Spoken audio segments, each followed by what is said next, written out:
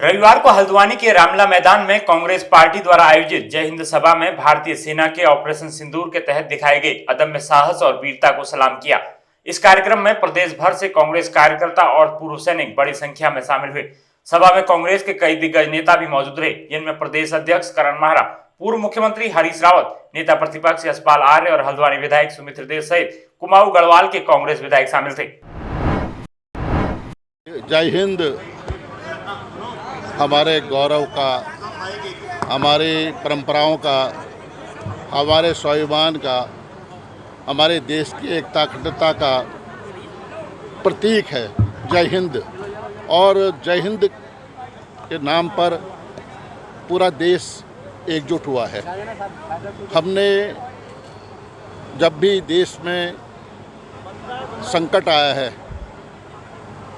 जब देश की सीमाओं पर हमारे वीर जवानों ने कुर्बानियाँ दी हैं, साहस का परिचय दिया है और चट्टान की तरह अडिग रहे हैं और हमने जीत हासिल की है।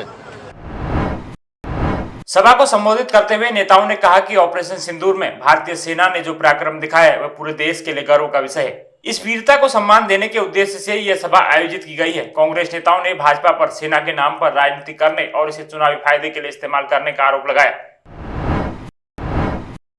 सेना देश के गौरवशाली जनता और भारत माता को समर्पित है ये जय हिंद सभा जो है, और देश के सभी कोनों में कांग्रेस इस तरीके की सभाएं कर रही हैं। और हमने जब भी देश का प्रश्न आया हमेशा जय हिंद कहा, और आज भी हम देश के साथ मिल करके जय हिंद का उद्घोष कर रहे हैं और पूरा राष्ट्र, पूरा देश हमारे साथ जय हिंद का उद्घोष कर रहा है। कांग्रेस नेताओं ने केंद्र सरकार को घेरते हुए अमेरिका के राष्ट्रपति डोनाल्ड ट्रंप की तस्वीर का प्रतीकात्मक विरोध भी किया। उन्होंने कहा कि अमेरिकी राष्ट्रपति द्वारा सीज फायर की घोषणा और अमेरिकी विदेश मंत्री द्वारा भारत की सैन्य कार्रवाई की पूर्व जानकारी होने का दावा चिंताजनक है। इस पर केंद्र सरकार को जवाब देना चाहिए। लोगों में दोनों चीज़ है, एक तो सेना के प्रति सम्मान है, उनके त्याग, बलिदान और शौर्य को लेकर लोग ये चाहते हैं कि उनका सम्मान करें। दूसरा, जिस तरीके से भारत की सरकार ने ट्रंप के कहने में सीज फायर किया, जिस तरीके से हमारे विदेश मंत्री ने सेना को खतरे में डाला पाकिस्तान को पहला सूचना देके, जिस तरीके से राफेल जैसे विमान को हम इस्तेमाल नहीं कर पाए क्योंकि कोड नहीं थे, वेपन्स लोड नहीं हो सकते थे, और जिस तरीके से कर्नल सोफिया का जो अपमान किया गया, ये सारे ऐसे विषय हैं जिन पर हम चर्चा करेंगे।